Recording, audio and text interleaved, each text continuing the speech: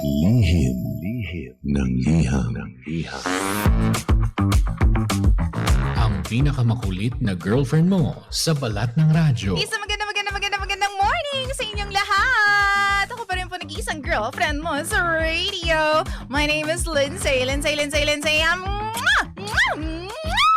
Makulit pero may puso, handang makinig sa mga kwento mo. Alam mo, feeling ko kailangan mo na siyang iwan kasi it doesn't make sense.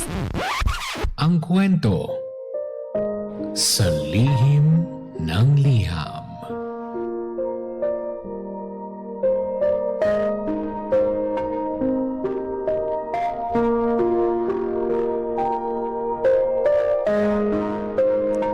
Mahal kong Lindsay.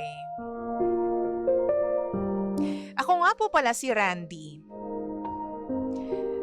I am in my early 30s and yung partner ko po have been together for almost 2 decades na. Hindi pa kami kasal, wala pa kaming basbas ng simbahan o ng gobyerno, pero para na rin kaming mag-asawa sa tagal ng pagsasama namin. We already have 2 kids. And honestly, masasabi kong mahal na mahal namin ang isa't isa.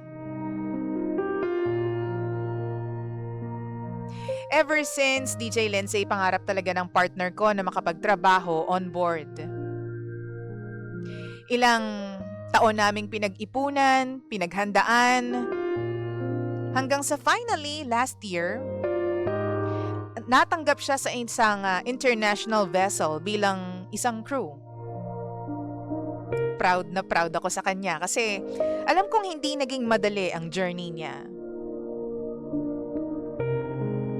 Ilang buwan, LDR kami dahil nasa laot siya.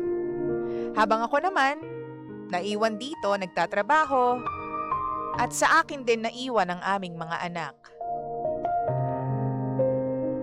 Wala naman kaming problema financially, DJ Lindsay, at wala akong issue sa tiwala ko sa kanya. Sa tagal namin, kilalang kilala ko na siya. Hindi siya yung tipo ng tao na magloloko. Kaya never akong nag-overthink habang siya ay nasa barko. Pero siguro, dahil sa sobrang tagal naming hindi nagkasama physically, alam mo na miss ko siya. Noong umuwi na siya finally after almost half a year, sobrang excited ako. Gusto ko siyang yakapin palagi. Makabawi sa oras na nawala. At syempre, yung tipong maging close ulit kami bilang magpartner. Kaso pagdating niya, parang iba yung energy niya. Mabait pa rin naman siya. Maayos naman kami sa bahay. Pero yung intimacy, parang nawala. Lagi siyang walang gana sa akin. At parang laging malungkot. Tuwing sinusubukan kong maging affectionate or yayain siya maging intimate, lagi niyang sinasabi na pagod pa raw siya or gusto lang munang magpahinga. Nung una naiintindihan ko naman kasi syempre galing siya sa trabaho niya sa barko. Alam kong draining talaga physically and mentally yung environment doon. Pero habang tumatagal, napapansin ko na parang palagi na lang may dahilan. Mag-iisang buwan na siyang bakasyon pero parang ngayon nahihiya na akong mag-aya. Paano ba naman? Madalas na lang akong nare-reject. Hindi pinapagbigyan. At madalas tinatalikuran kapag gustong-gusto kong gawin yun. Di naman ako galit eh. Pero nalulungkot ako.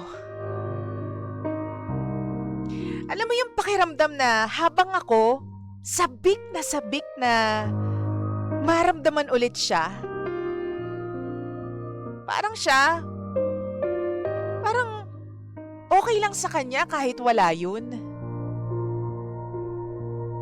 Minsan tuloy napapatanong ako sa sarili ko kung sobra lang ba talaga yung pangangailangan ko?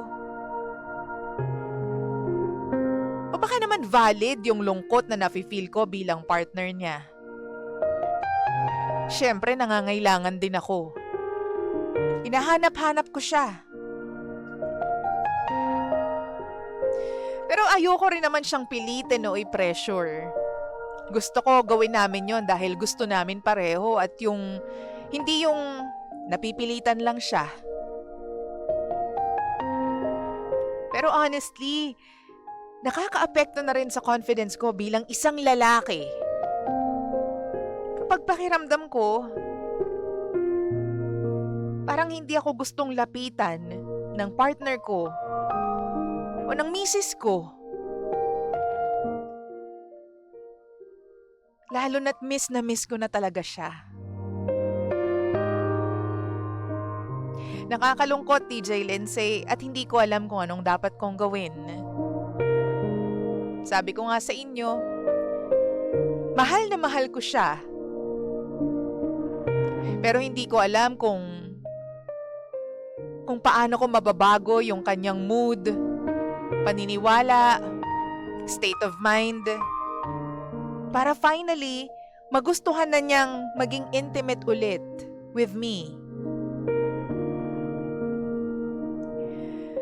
Tulungan niyo po ako, DJ Lindsay. Ano po bang dapat kong gawin? Ano bang kailangan kong sabihin sa kanya? Meron ba siyang iba? O baka sobra lang talaga ako? Hihintayin ko po ang comments ninyo ni DJ Jimbo.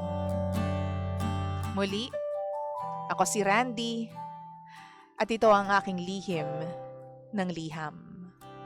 Ang lahat ay